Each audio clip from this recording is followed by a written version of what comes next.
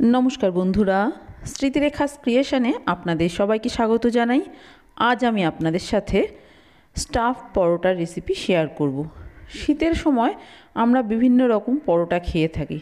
आजके आमी दो तीन रकम सब्जी एकसाथे मिशिए एकटा परोटा करब। खेते किन्तु बेश भालो हय। आज आमी बाड़ीते एई परोटा बानिয়েছি। किभाबे बानिয়েছি সেটাই আজ আপনাদের সাথে শেয়ার করতে এসেছি। আসুন তাহলে দেখে নেওয়া যাক আমার আজকের এই রেসিপি। এখানে দেখুন ফুলকপির থেকে তিনটে ফুল কেটে নিয়েছি, একটা আলু খোসা ছাড়িয়ে নিয়েছি, আর নিয়েছি কিছু মটরশুঁটি। এগুলো ভালো করে ধুয়ে জল ঝরিয়ে নিয়েছি। এবার একটা প্রেসার কুকারের মধ্যে সব কিছু দিয়ে দিচ্ছি।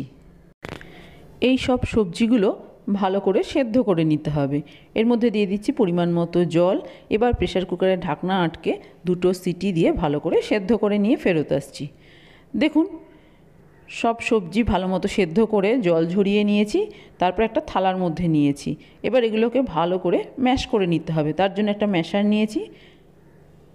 এইভাবে চেপে চেপে ভালো করে ম্যাশ করে নিতে হবে। আপনারা চাইলে হাত দিয়েও করতে পারেন, তবে হাত দিয়ে করতে গেলে একটু ম্যাশ করতে অসুবিধা হতে পারে, সেই জন্য আমি ম্যাশার দিয়েই করে নিলাম। আপনারা কোনো গ্লাসের নিচের দিকটা দিয়ে বা বাটি দিয়েও কিন্তু করতে পারেন। এবার হাত দিয়ে ভালো করে মেখে নেব। দেখুন ভালো করে মেখে নিয়েছি। এবার আমি গ্যাসে একটা প্যান বসিয়ে দিয়েছি। প্যানটা গরম করে নিয়ে এর মধ্যে দিয়ে দিচ্ছি 1 চামচ রিফাইন তেল। আপনারা এখানে ঘিও ব্যবহার করতে পারেন। তেল গরম হয়ে যাওয়ার পর এর মধ্যে 1/2 চামচ গোটা জিরে, গ্রেট করা আদা, এখানে আদা গ্রেট করেই দেবেন তাহলে বেশি ভালো লাগবে, আর দিয়ে দিলাম হিং। যেহেতু পরোটাটা নিরামিষ করব সেই জন্য আদা আর হিং দিলে কিন্তু খেতে খুব ভালো লাগবে। একটু নেড়ে চেড়ে কষিয়ে নিলাম আদার কাঁচা গন্ধটা চলে যাওয়া পর্যন্ত। দিয়ে দিলাম লঙ্কা গুঁড়ো, স্বাদ অনুযায়ী লবণ দিয়ে দিয়েছি, সামান্য একটু হলুদ দিলাম, আর দিয়ে দিচ্ছি গোলমরিচ গুঁড়ো। আপনারা এখানে কাঁচা লঙ্কা কুচিও ব্যবহার করতে পারেন। ভালো করে একটু কষিয়ে নিলাম মশলাগুলো। এবার এর মধ্যে দিয়ে দিচ্ছি মেখে রাখা আলু, ফুলকপি আর মটরশুঁটি। মশলার সাথে ভালো করে নেড়েচেড়ে কষিয়ে নেব। এই মিশ্রণটা একদম শুকনো করে নিতে হবে নাড়াচাড়া করতে করতে। যখন দেখবেন প্যানের গা ছেড়ে আলাদা হয়ে যাচ্ছে তখন বুঝবেন এটা খুব ভালো মতো শুকনো হয়ে গেছে, বা যখন হাতে ধরবেন দেখবেন হাতে এই মিশ্রণটা লেগে যাচ্ছে না, তখন বুঝবেন ঠিকঠাক হয়ে গেছে। দিয়ে দিলাম আমচুর পাউডার, আর দিয়ে দিচ্ছি গরম মশলা গুঁড়ো, আর দিয়ে দিলাম ভাজা মশলা, জিরে, ধনে, শুকনো লঙ্কা শুকনো খোলায় ভেজে গুঁড়ো করে নিয়েছি সেই মশলাটা দিলাম। এখানে আপনারা আমচুর পাউডারের পরিবর্তে লেবুর রসও ব্যবহার করতে পারেন। সব কিছু দিয়ে ভালো করে নেড়েচেড়ে মিশিয়ে দিচ্ছি। গ্যাসের ফ্লেমটা মিডিয়ামে রেখেছি, না হলে প্যানের নিচের দিকে লেগে যাবে। দেখুন প্যানের গা ছেড়ে কিন্তু আলাদা হয়ে যাচ্ছে। এবার দিয়ে দিচ্ছি 1/2 চামচ ঘি। ঘি দেওয়াটা অপশনাল, ইচ্ছে না হলে বাদও দিতে পারেন। ঘিটা দিয়ে ভালো করে নেড়ে চেড়ে দিচ্ছি। এবার আমি গ্যাসের ফ্লেমটা অফ করে এই মিশ্রণটা একটা প্লেটে নামিয়ে ঠান্ডা করে নেব।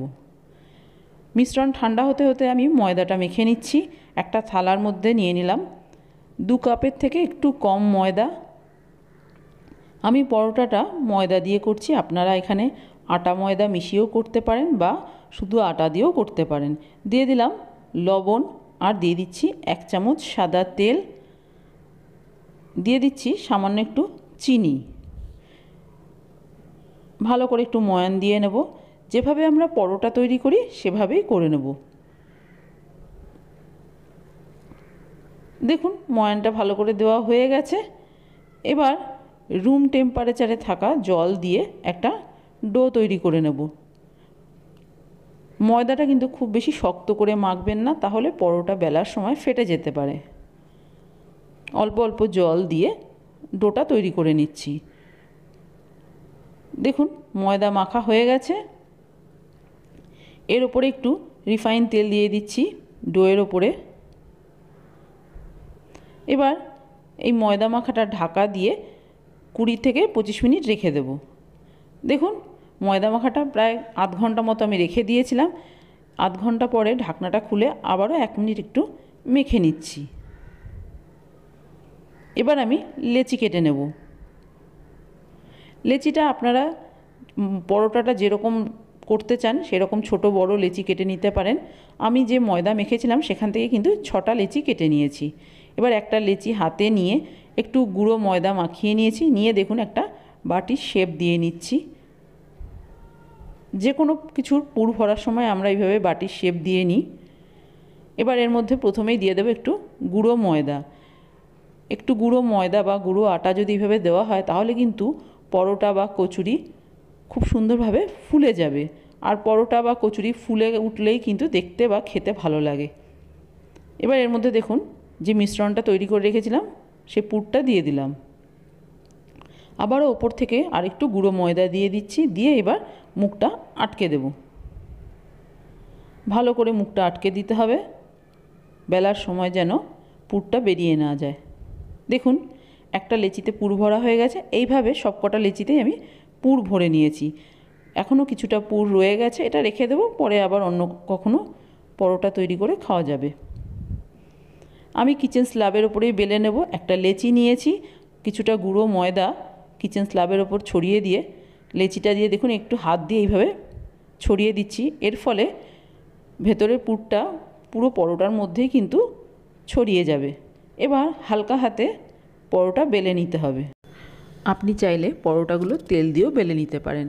এইভাবে বারবার ঘুরিয়ে ঘুরিয়ে পরোটাটা বেলে নিচ্ছি। খুব বেশি বড় করে বেলবো না, তাহলে পুরটা ফেটে বেরিয়ে যাবে। হালকা হাতে পরোটাগুলো বেলে নেব। দেখুন প্রথম পরোটা আমার বেলা হয়ে গেছে। এবার এগুলো এক এক করে সবকটা পরোটাই বেলে নিচ্ছি। পরোটা বেলা হয়ে গেছে। এবার আমি প্রথমেই পরোটাগুলো সেঁকে নেব। তার জন্য গ্যাসে একটা তাওয়া বসিয়ে তাওয়ার উপরে দেখুন একটা পরোটা দিয়ে দিয়েছি। উল্টে পাল্টে প্রথমে পরোটাগুলো সেঁকে নিচ্ছি। প্রথমেই তেল দিয়ে পরোটা ভাজতে যাবেন না, তাহলে কিন্তু পরোটাগুলো ভেতর থেকে ভালো মতো ভাজা হয় না। এইভাবে একটু সেঁকে তারপরে ভাজলে কিন্তু পরোটাটা খুব সুন্দরভাবে ভাজাও হয়, খেতেও ভালো লাগে। দেখুন একটা পরোটা সেঁকে নিয়েছি। একইভাবে বাকি যে পরোটাগুলো আছে সবকটা পরোটাই কিন্তু আমি সেঁকে নেব উল্টে পাল্টে। প্রত্যেকটা পরোটা সেঁকে নেওয়া হয়ে গেছে। এবার আমি পরোটাগুলো এক এক করে ভেজে নিচ্ছি। তার জন্য তাওয়ার উপরে একটা পরোটা দিয়ে দিচ্ছি রিফাইন তেল। আমি তেল দিয়ে পরোটাটা ভাজছি, আপনারা চাইলে ঘি দিয়েও ভেজে নিতে পারেন।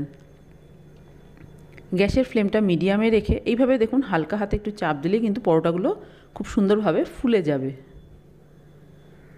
এইভাবে উল্টে পাল্টে পরোটাগুলোকে ভেজে নিতে হবে। দেখুন কি সুন্দর পরোটাটা ফুলে গেছে।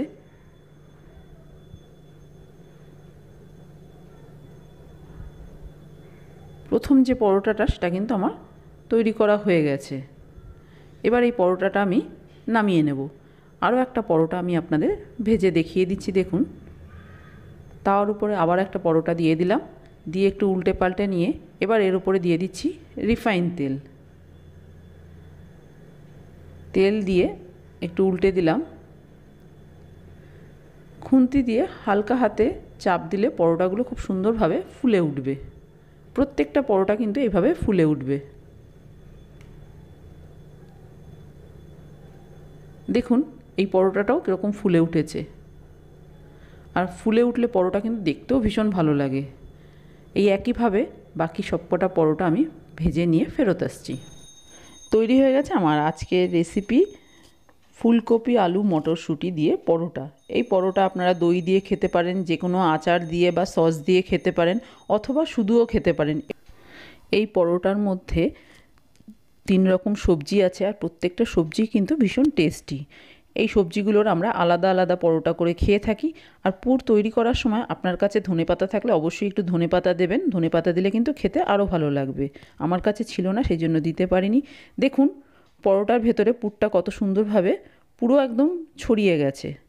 দেখুন পুরো পরোটার মধ্যেই কিন্তু পুর ভর্তি হয়ে আছে। আমি যেভাবে পরোটাগুলো তৈরি করলাম ঠিক এইভাবে যদি আপনিও তৈরি করেন তাহলে দেখবেন আপনার পরোটা এরকম বলের মতো ফুলে উঠবে বা ভেতরে পুরটা এরকমই ছড়িয়ে যাবে। খেতেও কিন্তু ভীষণই ভালো লাগবে। আমার আজকের এই পরোটার রেসিপি আপনাদের কেমন লাগলো বাড়িতে করে দেখবেন। ভালো লাগলে একটা লাইক শেয়ার কমেন্ট করবেন। আর আপনি যদি আমার চ্যানেলের নতুন বন্ধু হয়ে থাকেন তাহলে আপনার কাছে একটাই অনুরোধ, আমার চ্যানেলটা সাবস্ক্রাইব করে আমার পাশে থাকার। আপনারা ভালো থাকবেন। আপনাদের সাথে আমার আবার দেখা হবে অন্য কোনো নতুন ভিডিওতে নতুন কোনো রেসিপির সাথে।